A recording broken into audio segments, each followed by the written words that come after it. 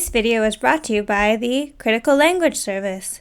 To learn more about our Arabic courses taught via telepresence and video conference to high schools, homeschool groups, and other academic groups, visit our website at www.criticallanguageservice.com. Okay, now, strategies for identifying roots and patterns. Now, if you really keep in mind that this is just like any game, you will enjoy studying Arabic like I do. This section will give you strategies for identifying wazn and judr in both new and familiar words. Enjoy! Every Arabic word, except 1 and 2 letter prepositions, obviously, consists entirely of a judr and a wazn. Example, you have the word استقبل.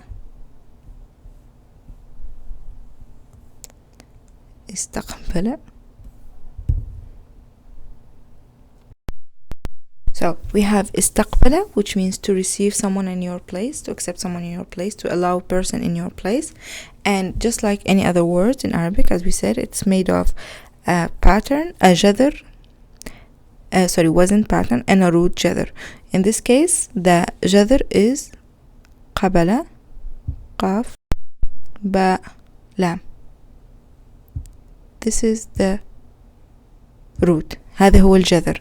3 أحرف, 3 letters, قاف, باء, لا. And what is left is the pattern. استفعل.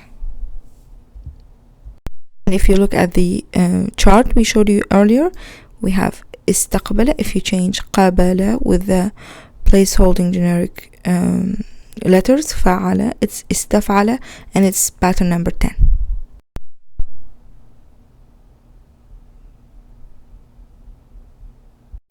The ability to identify each component is an important skill that will help you a lot in vocabulary learning as well as in speaking, reading, listening, and writing, and in particular spelling. Identifying al-jadr is also important for using Arabic dictionaries, since the vast majority of paper dictionaries do not list words alphabetically, but rather list them according to wazn.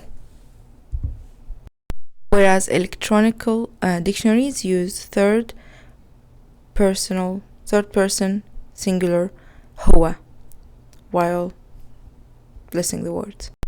If we are looking for the meaning of استقبل and all there is in this word is a root-based dictionary, what we are gonna have to do is look up the third person singular هو conjugation with استقبل, هو استقبل, look up the root, which is قابل, and then we will find to accept, to receive, and then you will look down to the patterns, you go back to pattern 10, and you'll see that استقبل is to receive someone in your place.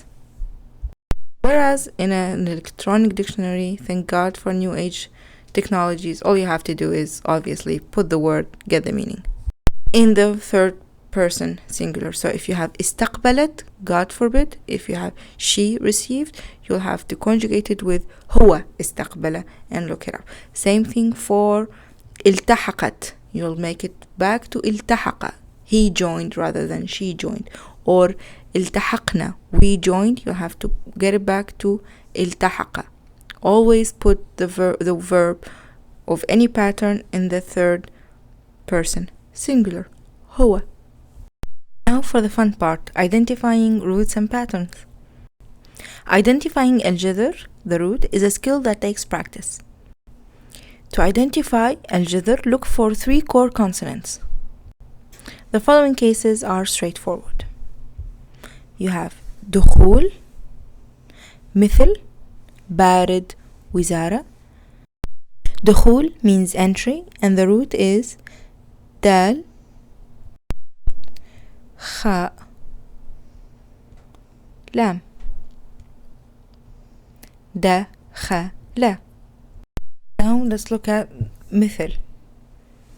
مثل is like, and it's pretty straightforward. You have ميم,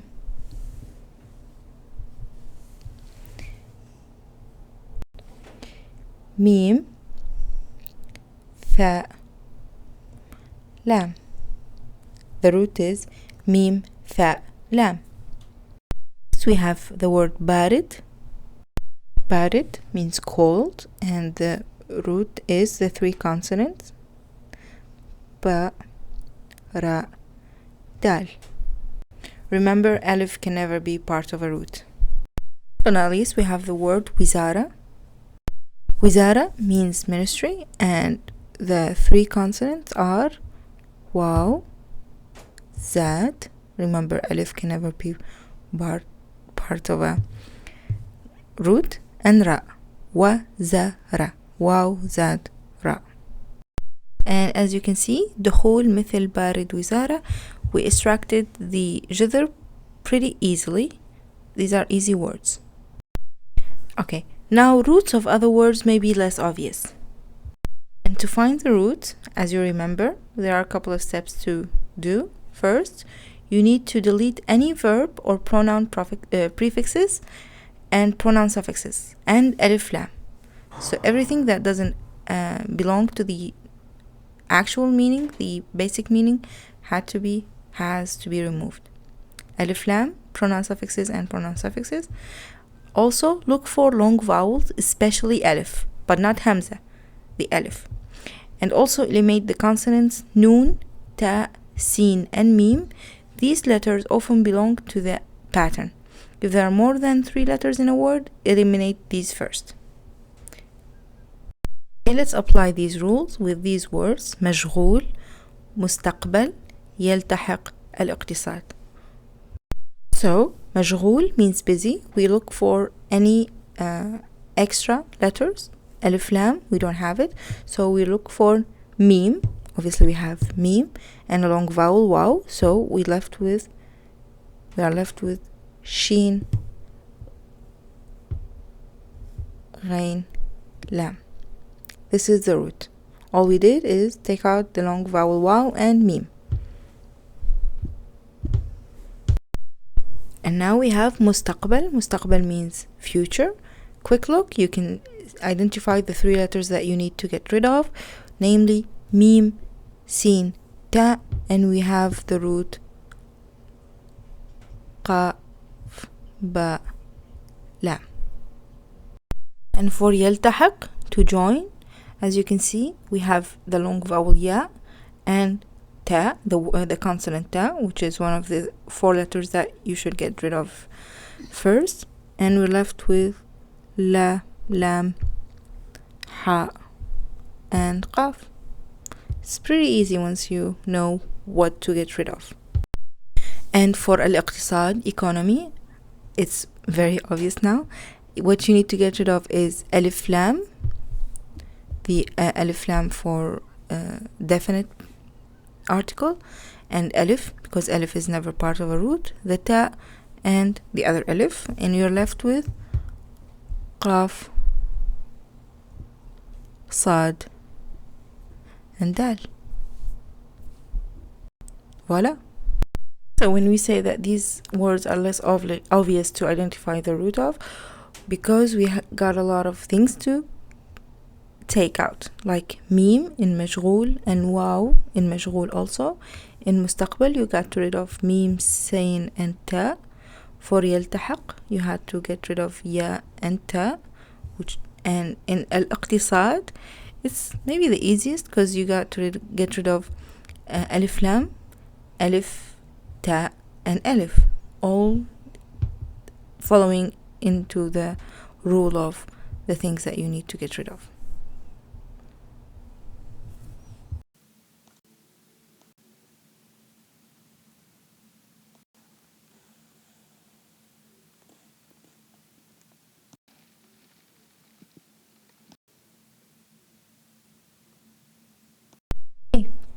More on identifying roots and patterns, keeping in mind 2 final points. If when you are looking for a jazr you see only 2 consonants, the second consonants may have a shadda. This is called a doubled root, like we saw in the word hajj. Remember, hajj, it's 2 consonants but it had a shadda, and the dal, and the jim here is a doubled consonant with shadda. Another example is the word saf, and the root is sad, fa, fa, because we have a shadda on the final letter, so it's 2 fa. صفة. sorry, صف. As for uncle, it's, notice the meme, the shadda on the meme, and the root is عين meme meme. عم. However, and this is important, don't confuse the shadda above with the shadda in words like يدرس. The shadda here and the shadda here are not the same thing. Which already have يدرس, words like يدرس has already 3 clear root consonants. We saw them earlier. Da, ra, sin. In cases with 3 clear root consonants like يدرس, the shadda is part of the pattern. Remember, it's pattern 2, يفعل. The shadda was part of the pattern. Don't get it wrong. It's easy. Okay, to finish up the subject of roots and patterns, we have 2 points to focus about. The first one we discussed in the 2 root consonants, and it says if looking for a jizr you see only 2 consonants, the second consonant may have a shadda. Remember, this is called the doubled root. Remember, with hajj, the jim was actually hidden in the shadda. And the second one relates to the finding of the root. You know that usually when we look for a root, we go to the past tense third person singular, and that would be the purest form of the word, and will have the root given up for you in usually 3 consonants, like درس. الولد درس. He studied. The boy studied. But sometimes the plural of a noun or mudara, stem of a verb, will clarify the missing letter of its root. We have the word khal. Khal means uncle, and as you can see, it has kha, alif, lam. But we also know that alif doesn't belong to the root. It cannot be found in a root. So just kha, lam doesn't make a root. We need one more letter. Where do we find this missing letter? In this case, the missing consonant root letter reveals itself in the plural form. And the plural form is أخوال. أخوال. Notice how we got an extra letter for the root. So now the root for khal, which in the singular was, we found just kha, lam. Using the plural of the word, we found the third missing letter. So the root is kha, waw, lam. So now you know that looking for the root can go from, you can use the singular, if not you can use the plural. Another way of looking for the verb, here we have the word, a verb, ash, asha in the present, and while looking for the root you'll find only ayn and sheen, because again alif cannot be part of the root. So the root letters so far we have ayn, sheen. Where can we find the second root, the third root letter? Since obviously we don't have the third letter in the past tense, we're going to try and look for the word in the present tense.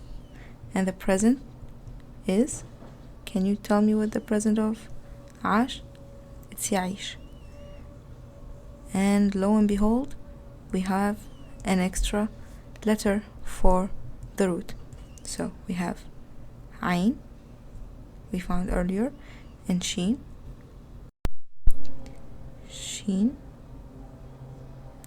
and ya.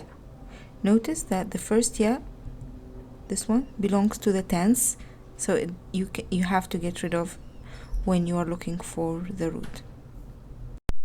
So in the present tense we found the ya of the root, and this one belongs to the pattern of the present tense pattern. So the root that we discovered after going through the journey from the past to the present is ayn, ya, شين. So the moral of the story is, if you don't find it in the past, if you don't find it in the singular, go for the plural for nouns or for the present for verbs.